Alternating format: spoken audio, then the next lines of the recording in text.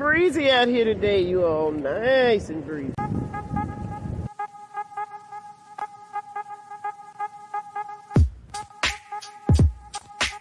You see, there's just one thing I would like to know.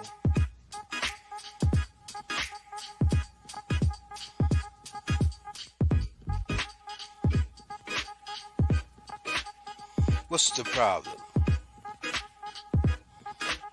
What's the problem? Tell me, what's your problem?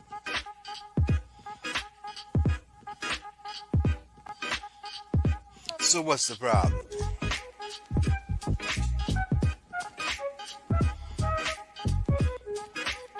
Five, four, three, two, one.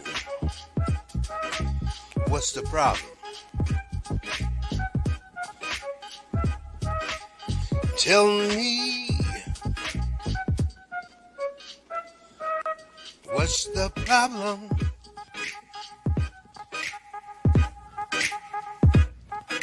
So what's the problem? Tell me.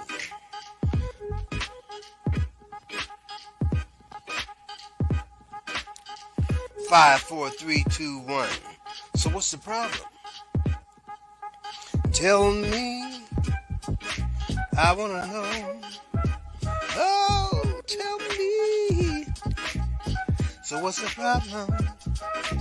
I wanna know.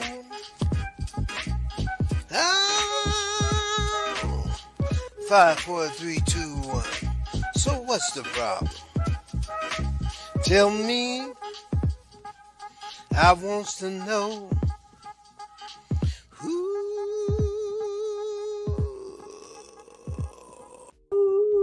I'm always jamming to your theme song, Aretha. Hey, everybody. Welcome to today's episode of So What's the Problem? I am the Queen Bee, Evangelist Angie B, and it's my job to buzz around here with my bestie, bringing you another conversation. So I'm going to bring her right in.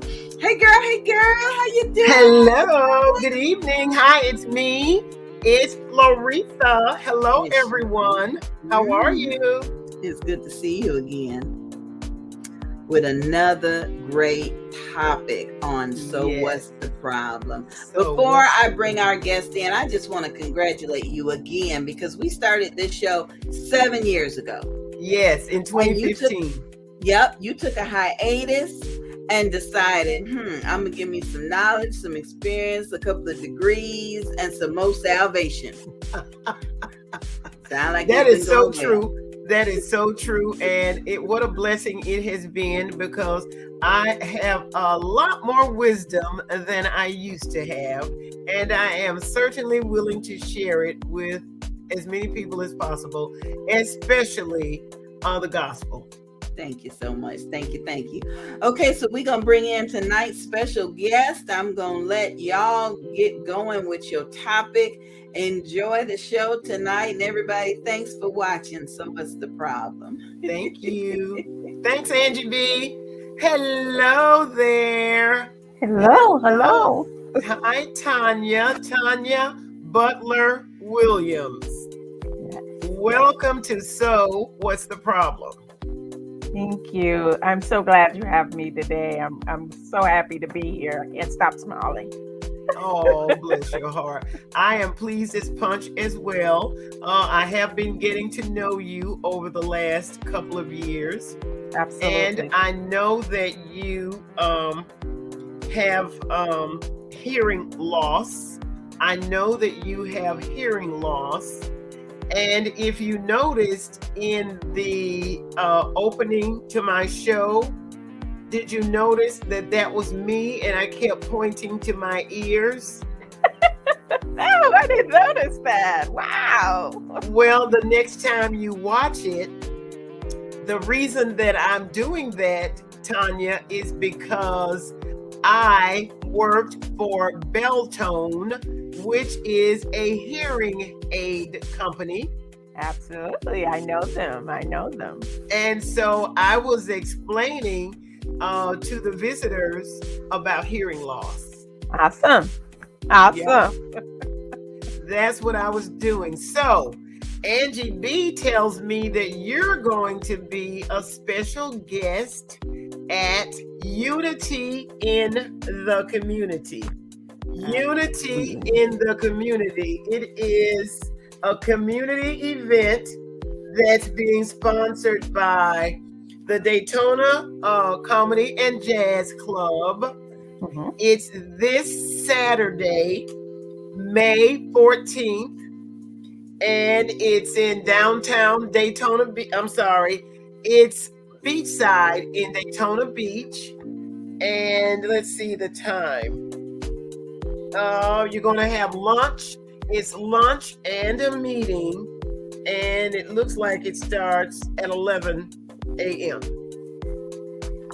11 a.m. So, Tanya, tell us a little bit about deaf awareness. Deaf awareness. Well, actually, deaf awareness is just getting to know what does that really mean. What is it?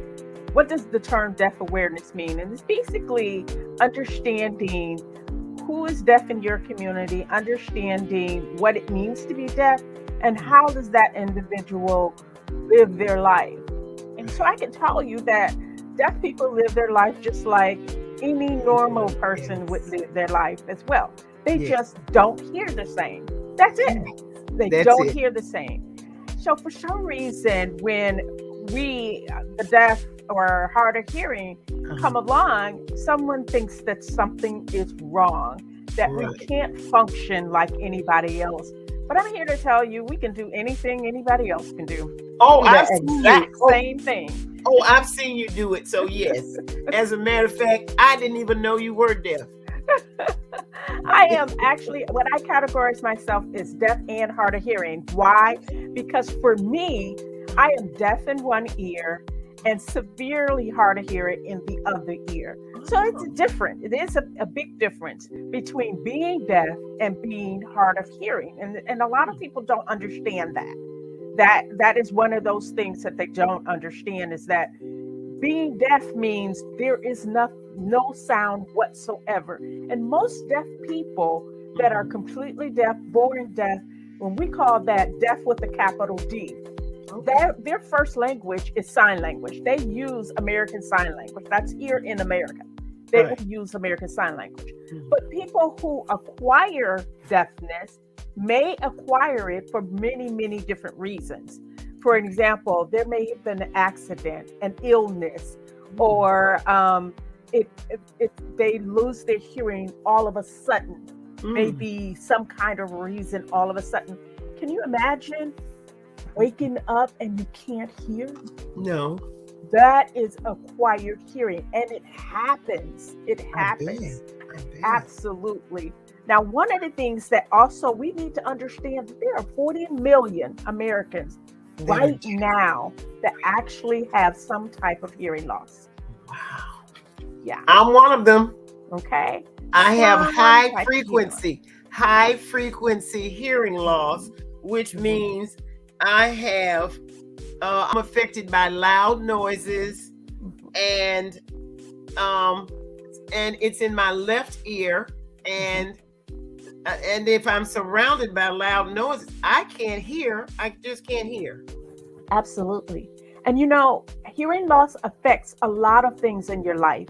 It can affect your well-being in terms of your socialization. It can affect your mental capacity. It can affect so much. And we don't want people to feel like that. We want people with hearing loss to go about life and have a quality life and do all the wonderful things that anybody else can do. Absolutely. But we don't want to be treated like we can't do anything. Yes. And oftentimes when people see my hearing aids, and I wear hearing aid and a cochlear implant, and I'll tell you what that is in a few minutes, but when they see that, they tend to talk louder, or they may tend to, I don't know what to say. Right. Or treat me completely different, as if I'm not competent. Yes. But I'm telling you, speak normal. We understand you. And let me ask you this, Tanya, can you read my lips? You know what? I can to some capacity. I Okay. prefer to be facing you when you Okay. talk. It makes it clearer. It makes it so much clearer. But I mean, I tell you, I can read about 80% of things on your lip. But guess what? A lot of words sound just alike.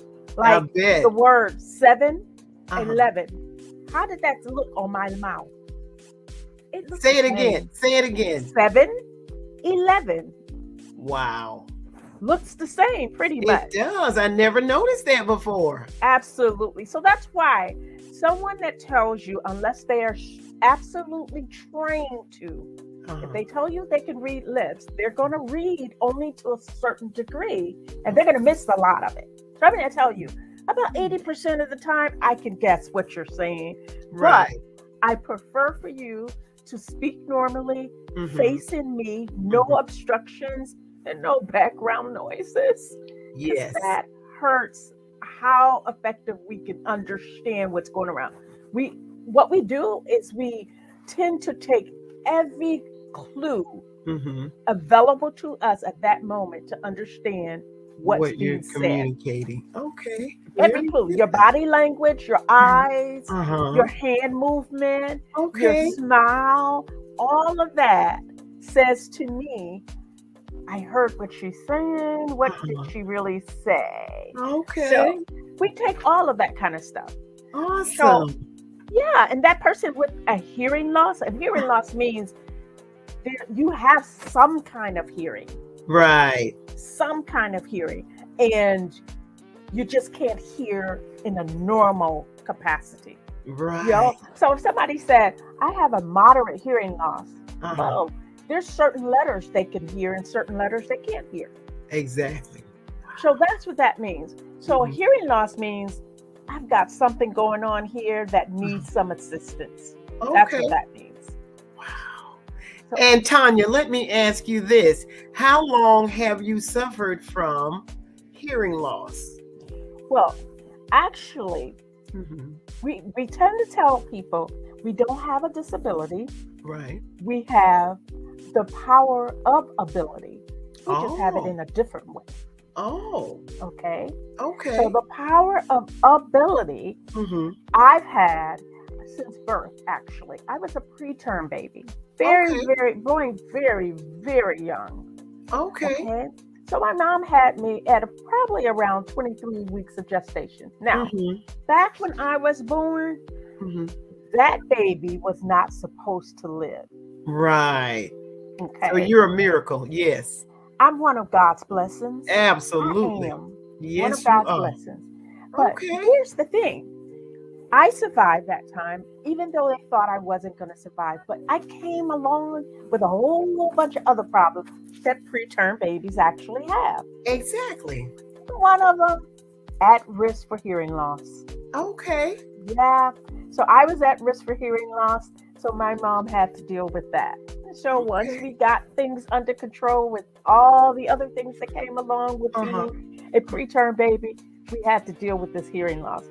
So during that time, we already knew, even from then, that one ear, there was nothing there. But the other ear had what we call residual hearing in it. Meaning, remember I said if you had a mild hearing loss, there are certain letters you can hear, but you can hear something. Yes. Well, let's say I had a mild hearing loss in the one ear. Okay. So what my mom did was she took that information as her opportunity to teach me to listen and understand the world around me. Oh, wow. So what she did, she had to use music, which was my favorite. She had to use the washing machine. Oh. She had to use the door. She slammed it really hard. Oh my. And sometimes she would sit directly in front of me and say this word. Unbeknownst to her, she's my first speech therapist. And a very good one. So all of that took a lot of work to do. And I tell all the parents that I work with right now, it's what you put in your child is what you get out. Exactly. So don't set the standards lower because your Right. child has a hearing loss or Yes. if your child is deaf. Set the standards high Set and the expect the child to achieve them. Yes. And when people say that child can't do it because of their hearing loss, That's not true. it can. That's not I'm true. here to tell you my mom heard it all. Absolutely. And I'm Mhm. sure she did. And I just thank God that she believed. She believed. And did. she just had faith that she was going to prepare you to become an independent woman. An independent Absolutely. woman. Absolutely. Absolutely. You know, Oh, that's when we wonderful. think about that, we think about those, and I think about all of the people Mhm. that are out there with hearing loss right now. Yes. There is somebody that cares enough about you so that you can succeed. All Yes. of those young children, those teenagers that we see out Mhm. there, part of that 40 million, all Mhm. those babies being born. Every baby right now in the United States Right. have to leave the major hospital they're born in with a newborn hearing screening. Really? Every baby, yes. Really? Mhm. But what can a newborn baby hear? I mean, what I just don't, I didn't even realize it was important to test a newborn baby's hearing. Absolutely. So if you test a newborn baby, you Uh-huh. get to understand if the bone structures in their ear is working. So the bone structure will register on what we call a screener, a Right. screener. And so Mhm. in that screener that the Mhm. audiologist does Mhm. before the baby leaves the hospital Mhm. tells them whether the bones are receiving the sound or not. Oh. So it's a screener. So the Mhm. screener says pass or fail. If the Okay. baby fails that screener before they leave the newborn hearing screener, then Mhm. they're set up with a main audiologist to Mhm. go in and do a full test to determine is this truly a hearing loss that we're looking at, or Okay. is it that there was fluid at the time? Because fluid can build up. Okay. So we get the children assessed immediately so Mhm. that they don't have to wait until they get to school age before we find out. Really? So you know that children learn their Mhm. language concept comes before they hit the age of 2. So if Wow. we don't screen them Mhm. right away, then they're Right. missing all of that ability to do language. Okay. You know what? You see how God works? Yeah, I do. Told us that we needed to reach the babies. Uh-huh. You know how God said that? We needed to reach the babies. Take care of those babies. And that's what we do right now in our country. We touch Okay. those babies. Right. Now We you make keep sure. saying we, um, Tanya. So are you associated? Do you have your own foundation, or what are you doing in the community to help? Right now, I work with Early Steps in Florida, the early intervention program that works for children 0 to 3 years of age. Okay. We work with those children with disabilities and delay. And my specialty is deaf and hard of hearing. Okay. So I work with those coordinators that go and touch those families. So we Mhm. get the information from newborn hearing screening, just like I said, that these babies are screened in the major hospital. Right. That report, if they fail it Mhm. and they go back and they determine that this is a real hearing loss, they send Mhm. that information to the state database. And the state database sends that to the local Early Steps office here in Florida. Okay. The local Early Steps office, their job is to contact the families and see Mhm. what services they can offer that family to give the family support. Okay. I work in Orange, Osceola, and Seminole County. Oh, all right. And so I get to see all of those referrals come in, and Mhm. I have 8 coordinators that I distribute the information to. Oh, wow. And we, within 48 hours of receiving that referral, Uh-huh. contact that family. We get that family, We get them on the phone, we talk to them, we give them the resources that they need, and then we bring them to our table to do a full assessment to see where their development has started. Okay. Because we need to see where the baby has started, what we need to work on first. And Right. then we develop a plan. Okay. Now, one of the things that I've also done while doing that is I developed what's called Hearing Me. And Hearing Me is a support group for families with a deaf and hard of hearing child. Okay. And in Hearing Me, what we do is we simply give the family resources and support. We give them, because our families need lots of support. Oh, absolutely. Lots of Absolutely. support. Because those children are eventually going to have to go to school. Absolutely. And so Yeah. what we're doing is preparing them for that journey. So from Absolutely. 0 to 3, we work with these families, and they need our help tremendously. They just, Yes. you know, Yes. they go through this grief process. They go Mhm. through that grief process, and it's no different than any other grief. Right. They mourn that the fact that the baby has the hearing loss, and they want to know why. Right. do? And they blame themselves. And they blame themselves. Absolutely. They blame Yeah. themselves. And no Yeah. matter what you tell them, they keep blaming themselves. Right. You know, the other thing I want to tell you is Mhm. 90% of Mhm. deaf babies are Mhm. born to hearing parents. No. Yes. 90%? 90% of deaf babies are born to hearing parents. And that number might even be a little higher. Because not every deaf person has a deaf baby. That It doesn't is- work like that. That is a very high number. That's huge. And many of these parents have no clue what a deaf person looks like. No Have clue no whatsoever. clue where to go to get support. Have no clue. And the one thing they wish for is for their baby to hear. Right. That's it. I Right. just want them to hear like we hear. Right. You know what else? They don't Mhm. always learn enough sign language True. to communicate because they're wishing for the baby to hear. Yes, exactly. So we've got to give them the support. We've got to give them Wow. help.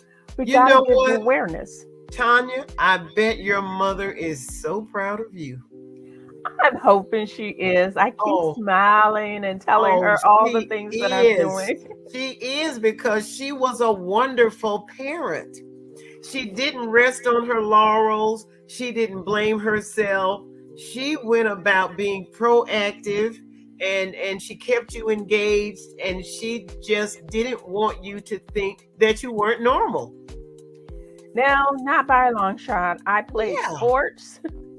Oh, I was a cheerleader, What? played basketball, played volleyball. oh my. I was an avid tennis player. I did Wow. all kinds of things. I went on to college, didn't know I was supposed to not go. Uh-huh. I went on and I did okay in school. But there is where, you know, in undergraduate school, you always find yourself. Somehow or another, you find yourself. And Right. there's really where I found myself in terms of coming to grips with the hearing loss. Right. I don't think before that, I just thought all the sounds that I heard, Mhm. everybody hears those same sounds, Mhm. or everyone does it like I do.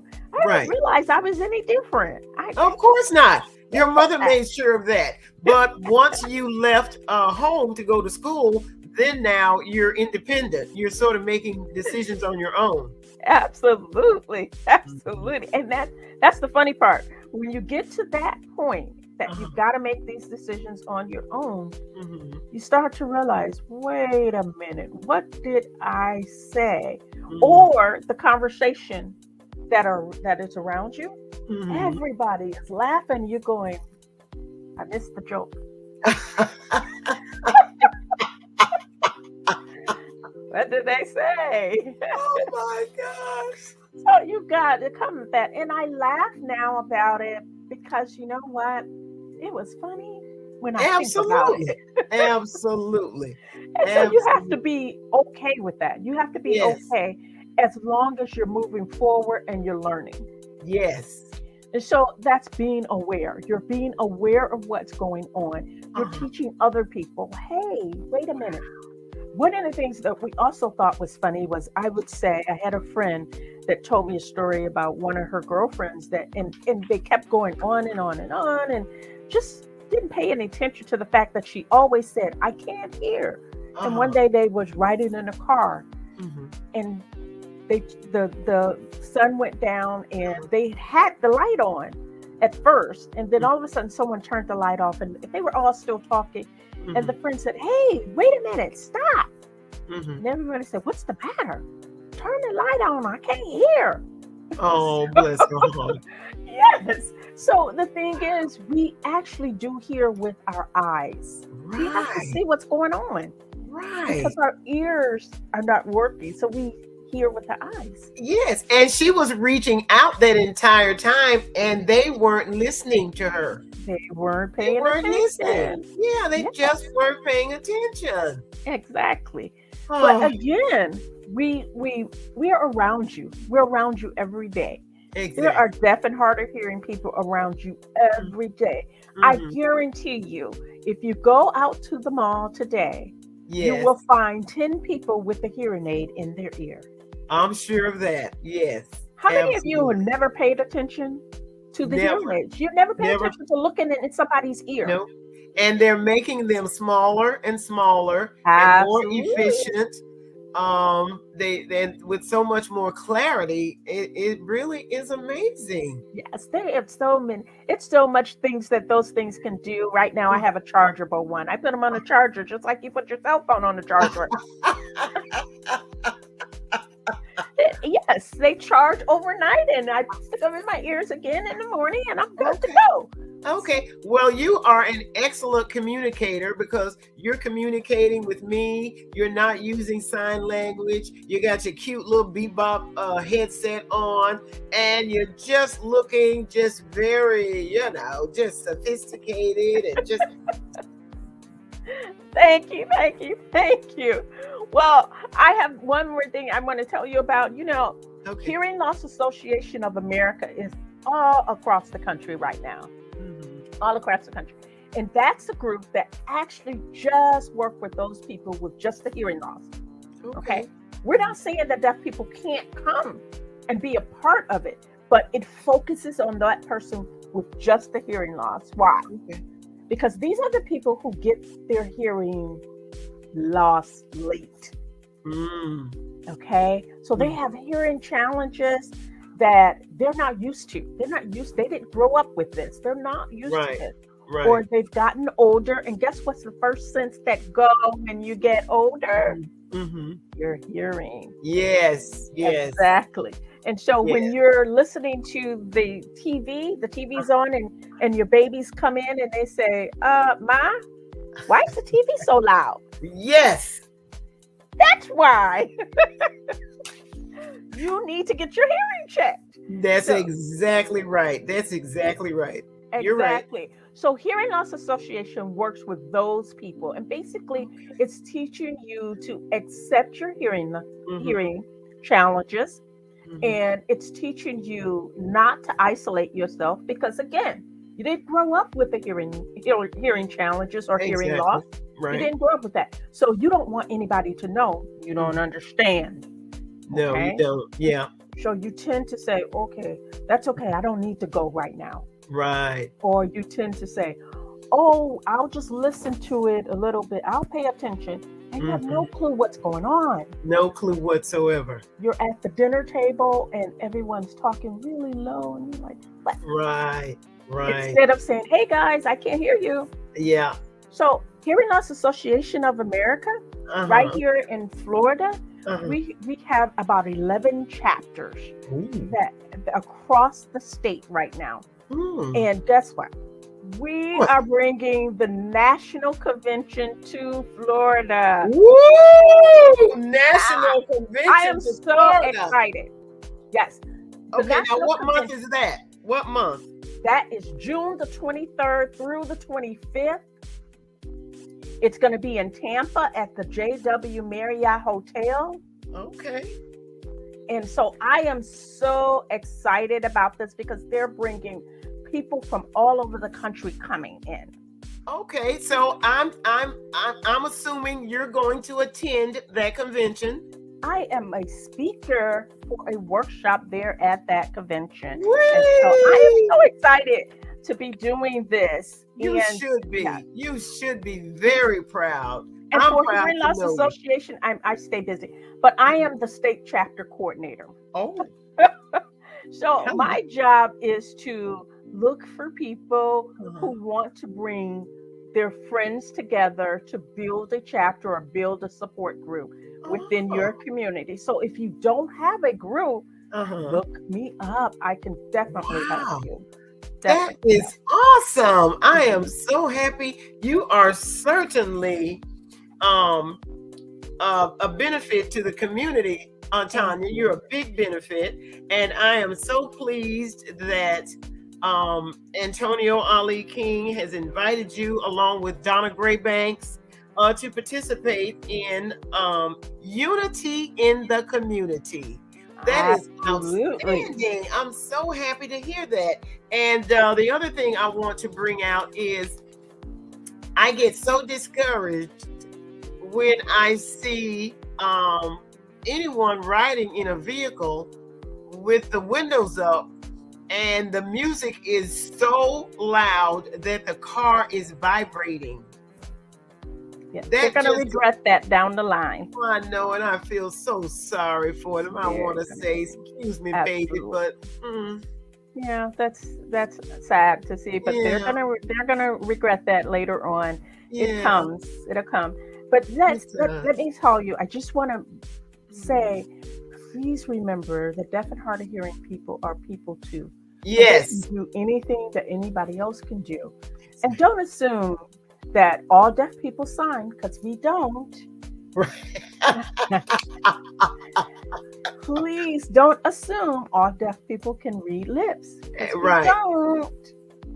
Exactly. Please, if there is important information, the one thing that I'd like for people to understand Mhm. is that don't write back and forth. Make sure that they really understand. If there's a sign language interpreter, like if you're at a meeting, if you can get an interpreter, do that. Right. Don't expect the family members to interpret for you, Right. because Okay. they don't always say everything that you're saying. Exactly. So yeah, and just be clear, speak Mhm. clear, Mhm. and don't over enunciate your words or speak louder. Just speak Right. normally. Right. speak Right. normally. Right. Don't have anything obstructing your mouth, like doing this and Girl, I turning don't know what away. you're saying. What you talking about? What? Exactly. No obstruction. If it's sunny outside, notice where you're standing, because if the sun is beaming into our face, Uh-huh. we can't see you. Exactly. Okay. Yeah. Those are some very smart tips. Thank you. Yes, Thank you. very smart. You're going to be a hit at Unity in the Community. Tanya Butler-Williams, it has been a pleasure. Thank you so much for having me. I appreciate Thank it. you. I thank you very much. I look forward to seeing you at one of our events soon. I'm not sure if it's probably going to be the Bold Ball Beautiful Beauty Bazaar. I would definitely be there. Yes. And you make sure you keep my package, because I'm coming for it. I gotcha. Thank you. Thanks again, Tanya. Absolutely. very Have a much. wonderful evening. You as well. Thanks again. Bye-bye. See you soon. Bye-bye.